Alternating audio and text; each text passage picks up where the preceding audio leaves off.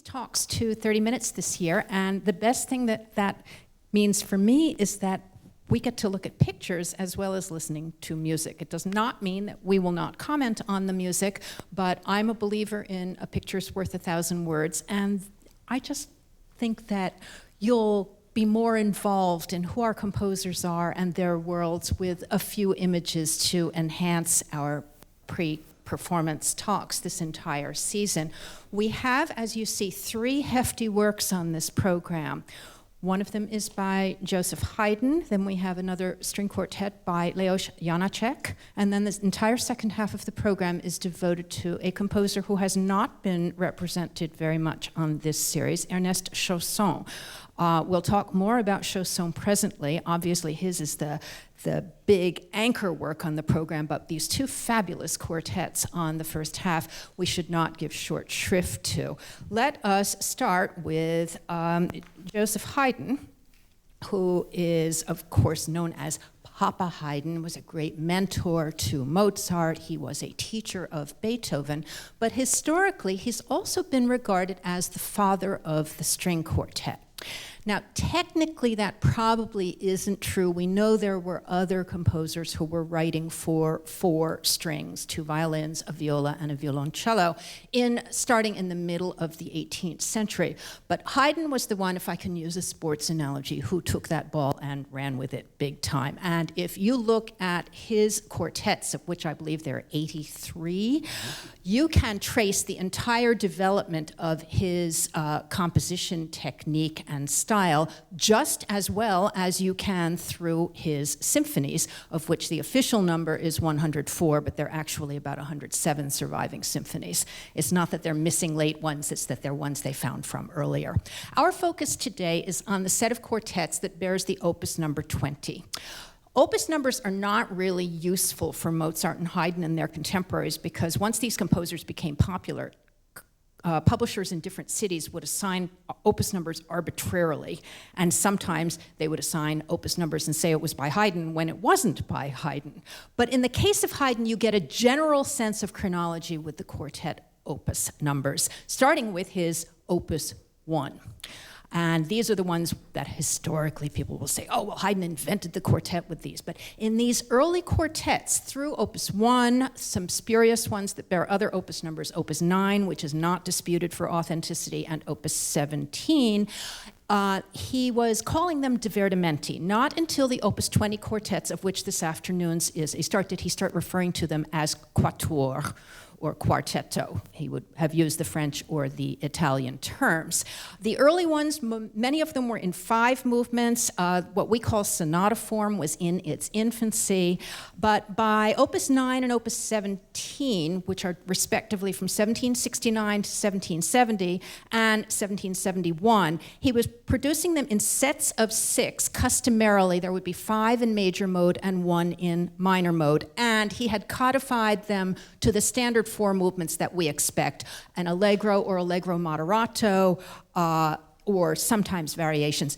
For the first movement, a minuet trio, a slow movement, and a brisk paced finale. There's increasing subtlety in these opus 9 and opus 17 works, but he really hits his stride with this opus 20. It's a very important opus. One of the things that distinguishes it from its predecessors is that 2 of the 6 quartets published as opus 20 were in minor mode. That was very, very unusual. They are usually ascribed to something called his Sturm und Drang, his storm and stress period in the early 1770s. This is where we get a lot of his minor mode symphonies, too. They are called, this is the palace where he was working for Prince Esterházy. He would have been there for the summer months, and then there was also a winter residence at Eisenstadt. Haydn didn't get to Vienna very much until a little bit later in his career.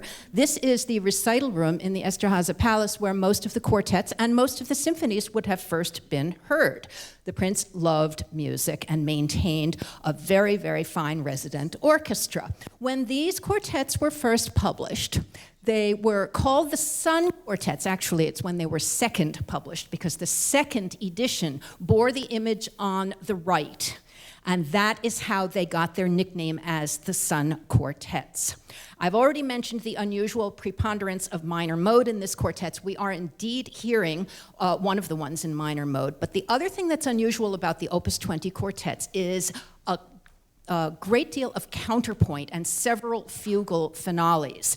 A lot of people think, oh, well, Haydn must have been studying a lot of J.S. Bach, but that's not what was happening at all. The fact is the Emperor Joseph II entertained string quartets. He liked listening to string quartets, but he really liked a good fugue.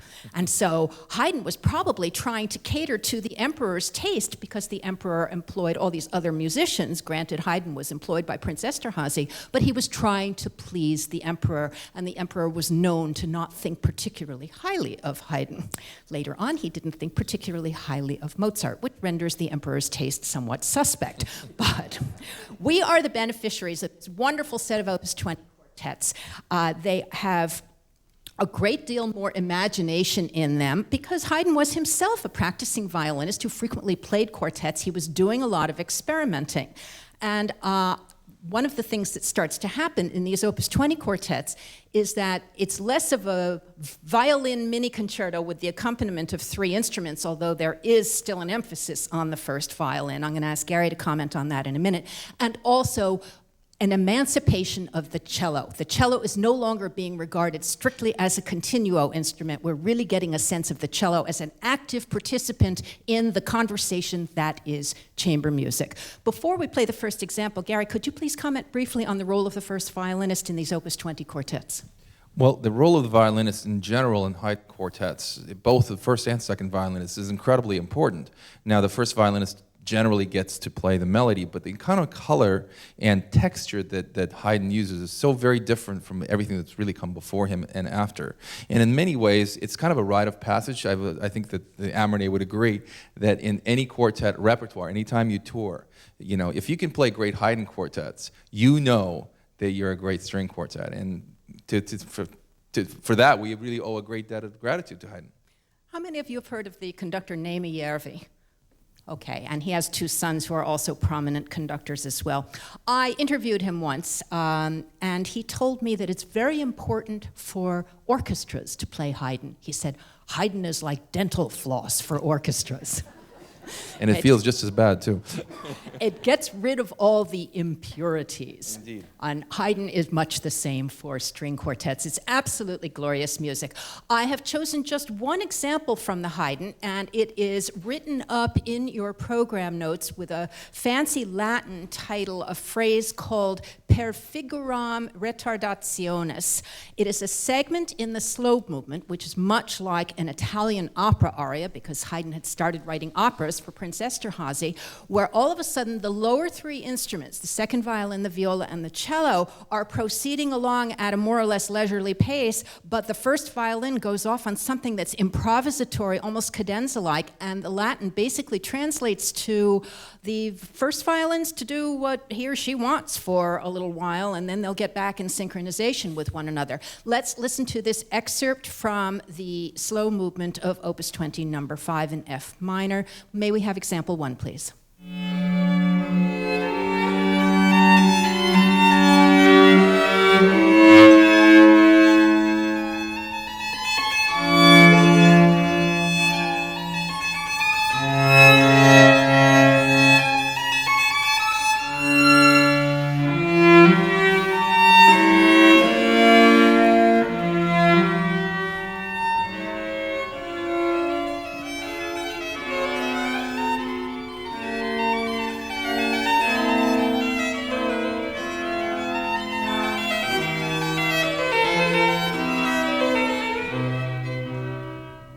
Quite a significant difference there in the role that the first violin has with relation to the others. All right, I mentioned that several of the Opus 20 quartets have fugal finales. This one is a double fugue, and for his fugue subject, or one of his fugue subjects, Haydn chose a work by George Frederick Handel, a composer he admired very much. I think that most of you will recognize the fugue subject, but just in case you're not able to place it, I've done a little clip of the original. It's from a little oratorio by Handel called Messiah. May we hear example 2, please?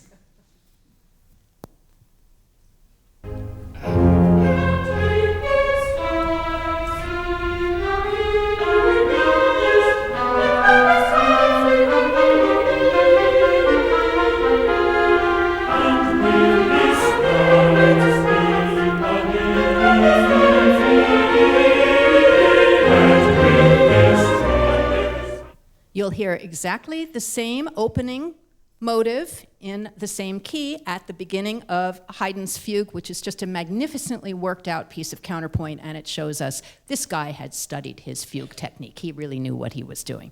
All right, I'd like to move now to the music of Leos Janáček. The quartet that the Amirné is going to close the first half with is called Intimate Letters. Initially, Janáček thought he would call it Love Letters, and therein lies a story.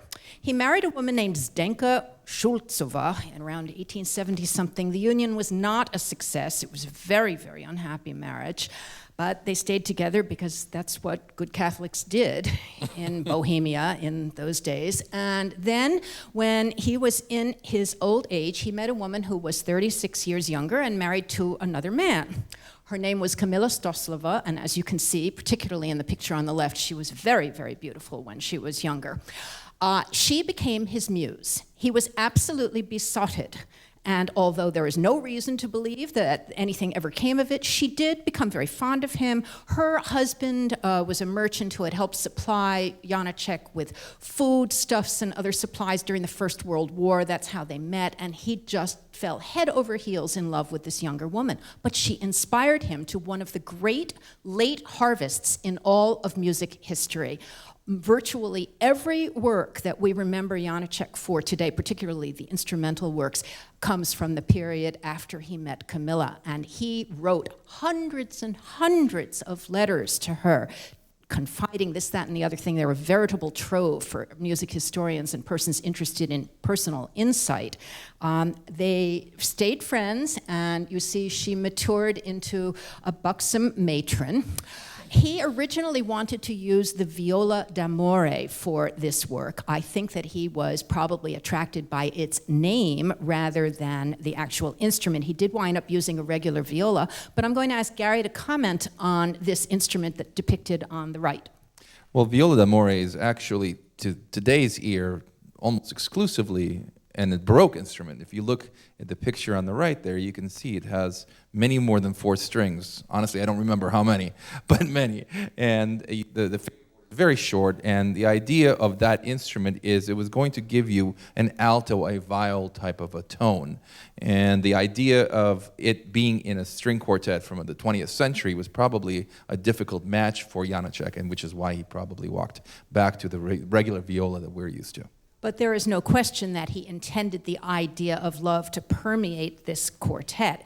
And the way that the viola d'amore transfers to the fabric of the quartet is that the viola has a prominent role throughout, almost analogous to the prominent role that the first violin has in the excerpt we played from the Haydn. We should mention that the Czech heritage, the Bohemian heritage, gives an incredible importance to the viola. Those of you who know the Dvorak and the Smetana quartets, they have an enormous role. In fact, the Smetana first quartet opens with a huge viola solo. It's something that's probably very close to his soul. So you definitely want to be listening for the role of the viola as we listen to the Janáček Intimate Letters Quartet this afternoon. But you also want to keep in mind that this was his love letter to Kamila Stoslova. He couldn't be her lover, so he was making love to her through writing music that was inspired by her. And it's really a great, great legacy. She goes down as one of the great muses in music history because of that. The examples that we have chosen are from the third and the fourth movements. But before I play that example, I just want to remind you of something that I think is covered in your program notes, but Janáček was extremely interested in the rhythms of the Slavic tongues, particularly his mother tongue, which was, of course, Czech. But he was fluent in Russian as well, and the Slavic tongues are remarkably close in terms of the rhythms and the inflections of pronunciation. This plays a very important role, not only in his operas and in his songs, but also in his piano music and his other instrumental music, such as the 2 string quartets. And the other thing I'd like to mention is that both of his string quartets have roots in something that is extra musical, by which we mean a programmatic association that is not exclusively musical. The first quartet was inspired by a short story by Leo Tolstoy called The Kreutzer Sonata, which is another ambiguous title that is in turn rooted to, of course, Beethoven's great violin sonata, the Ninth Sonata from not mistaken. And this one, The Intimate Letters, of course, is tied to his profound love for Camilla. So let's listen to a little bit of the third movement titled Moderato. This will give you the sense of the Slavic lilt that he tried to imbue in his music. He really cared deeply about his country, so we've got a little bit of a nationalistic undertone going on here, and you'll get a sense of his unique harmonic and vocal vocabulary. May we hear example 3, please?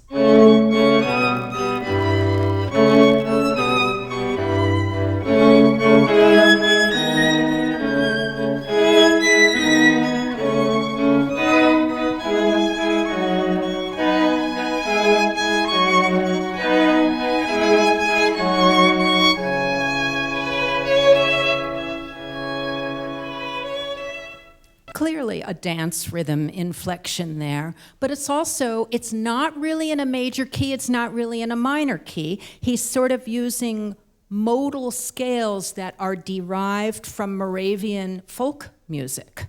Indeed, it's very interesting to me because in the vernacular, if you will, many of us associate Janáček's music with high-pitched things, and we'll get into that, but hearing and things later. But the point here is this is gentle music. This is the lilt that Laurie was referring to is really more of an intimate thing, which is why the Intimate Letters subtitle to me works so beautifully for this entire quartet.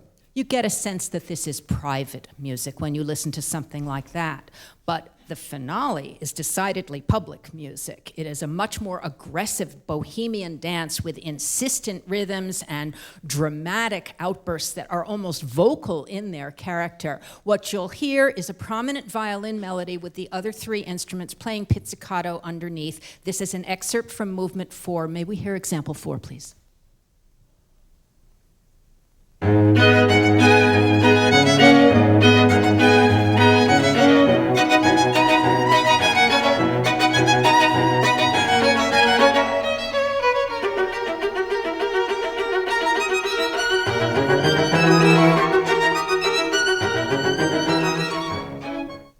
Okay. Exciting stuff. Very exciting and very personal music, which is one of the reasons I'm so thrilled we can have it here today. What makes it challenging for a string quartet? Well, look, any of these quartets are extremely fine music. It's a little bit of microsurgery. So in terms of rehearsing, it's something that you have to rehearse both individually and as a group. And I think in many ways this last movement is rather simple as opposed to the first 3 because there's so much juice in a very intimate piece of music that he includes in here. But in the jagged segments in the first 2 movements, keep in mind that he's taking a lot of his patterns from the rhythms of Czech speech, and watch and listen for the prominent role of the viola. Not as a soloist, but it will get frequent moments in the spotlight than you would not necessarily expect, and those will help you to better understand the Janáček. In the time that's remaining to us, I'd like to talk about Chausson, because as I said, he doesn't get performed very often, certainly not in a chamber music series. And he's an unusual figure in French music. Chausson's father, he came from a well-to-do family, not super rich, but very comfortable. His father was a public works contractor, and he was given a private education. He had 2 older brothers, both of whom died, one at age 6 and the other at age 22. So Chausson sort of became the focus of his parents' interest in everything. He had a private tutor who gave him a good introduction to literature and the visual arts as well as music, but more important, introduced Chausson into the most prominent salons in Paris in the day. First to the salon of Madame Jaubert, who was the godmother of the poet Alfred de Musset, and also Madame de Saint-Cyr de Raissac, who was Chausson's own godmother. These were really important areas for him to explore and to get exposure to the full cultural panoply that was Paris in the mid and later decades of the 19th century. He was rubbing elbows with people like the painter Henri Fantin-Latour and also the painter Odilon Redon, who is, so there's a self-portrait and one of his paintings on the right, but we're in a museum of modern art, and these are the predecessors to modern art for sure. And it gives you an idea of the quality of artistic and literary figures who were populating these salons. His father wanted him to be an attorney. At these salons, of course, he was also meeting composers. There's one named Paul Chenavard, who's not such a prominent name, but he also interacted with the young Vincent d'Indy, who would go on to co-found the very important Schola Cantorum at the end of the 19th century. And as I said, he cultivated an acquaintance with the other arts, really, really loved music. But to placate his father, he pursued a career in law and actually started practicing as a barrister until his godmother, Madame de Reissac, of one of those salons, encouraged him to pursue music. And after study with Massenet and kind of what we would call today auditing classes with César Franck, he just made the break. And then he heard some Wagner operas in Germany. For part of his honeymoon, he took his bride to Germany and attended I think it was a Parsifal performance at Bayreuth. This had an enormous impact not only on Chausson, but on a lot of other French composers in the late 19th century. One of the things you'll hear that in this concert on the second half is a preponderance of post-Wagnerian harmonies that found their way into a lot of French music. Eventually, Chausson had his own salon in Paris, which was kind of a magnet for the young up-and-coming figures in art, theater, literature, etc. But he preferred working elsewhere, and he was well-to-do enough so that he was able to travel a great deal. This certainly affected his music. He was a perfectionist. His output was not great, but he had very high standards. And his career was cut short by a catastrophic bicycling accident in 1899. This is what bicycles looked like when he died at the age of 44. And I just can't even imagine what this composer would have achieved had he lived longer. So we have a piece that is cast in the regular 4 movements, but we have the very unusual ensemble of string quartet, solo piano, and solo violin. How often does that happen, Gary? To the best of my knowledge, never. They have had something similar to that in the late 20th century, actually. But essentially, the story, and you'll see most of this in your program notes, was that he was asked by the great Belgian violinist Eugène Ysaÿe to write a violin concerto. And when Ysaÿe felt that, when Chausson felt that Ysaÿe's request was a little bit too great and he felt overwhelmed by it, he felt like this may be something that he would be more comfortable in doing.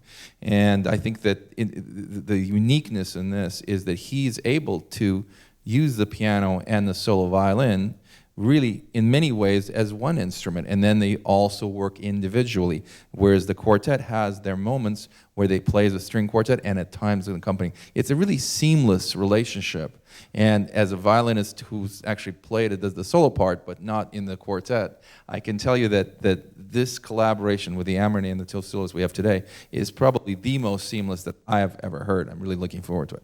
On the most basic level, the first movement is a free sonata form that starts with a slow introduction. It opens with a huge 3-note gesture.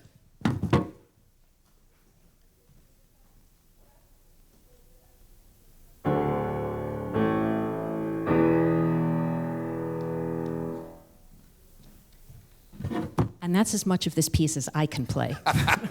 It's really hard. 3 notes more than I can play. That dramatic gesture is echoed by the strings, and then it's developed a little bit, and it gets sped up when we get to the allegro section. So just that little germ, a 3-note germ, a good composer can get a lot of mileage out of it. The example that we have chosen from the first movement is actually the second theme. For those of you conversant with sonata form, the first theme and a second theme will provide most of the grist for the mill in the exposition of a sonata form. And this will be leading up to a rich violin second theme that has just fabulous accompaniment in the piano and the string quartet. And I would listen for harmonies that will be reminiscent of César Franck, who had been one of Chausson's teachers. Let's listen to example 5, please.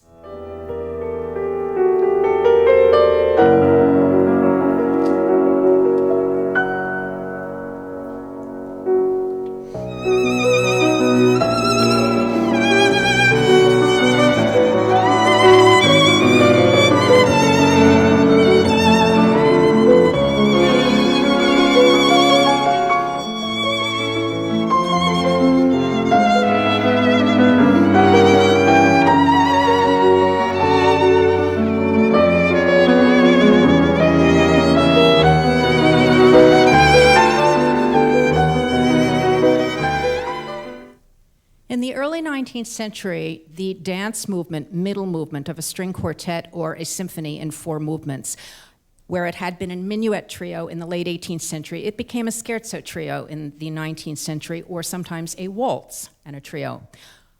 Fauré kept the idea of Chausson kept the idea of a dance, but instead of a minuet or a scherzo or a waltz, he chose a Sicilienne, which is an idea that he could well have gotten from Fauré, who was, of course, another one of his mentors and associates.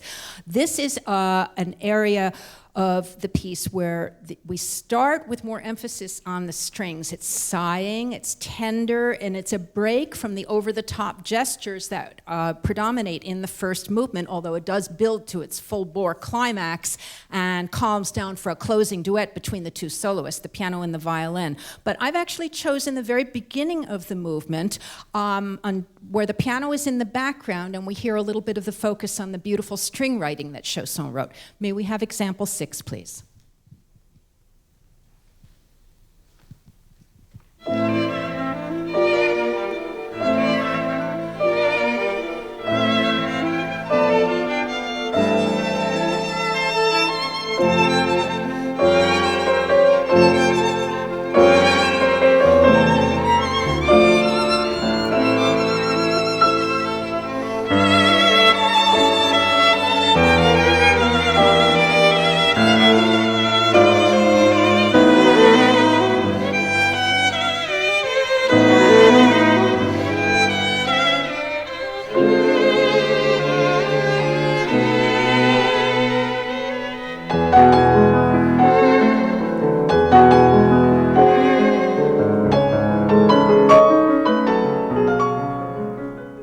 Absolutely gorgeous writing.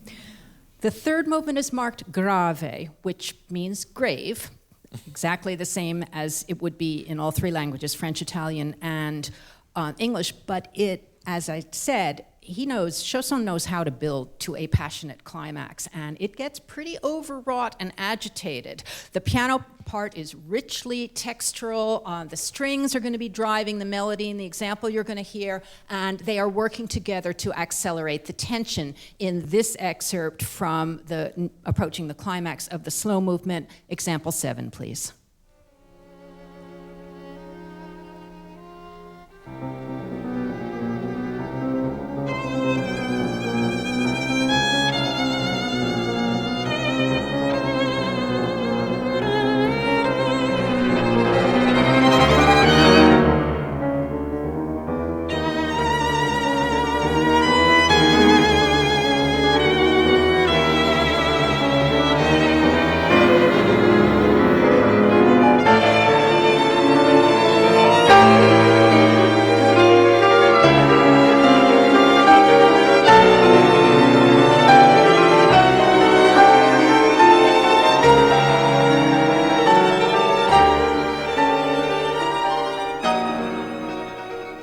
It might be a slow movement, but I guarantee you the pianist's fingers are really flying in that passage. And just to give you a little taste of the finale before we stop and give you all a chance to stretch before the performance begins, I have a brief excerpt from the finale, and you'll hear the violin theme slowing down. It's like an old-fashioned cantus firmus. Again, you'll hear busy piano figuration with a soaring theme above, and I should tell you that this is a cyclic work, and he brings back quotations from the earlier movements, particularly from the first movement in this finale. Example 8, please.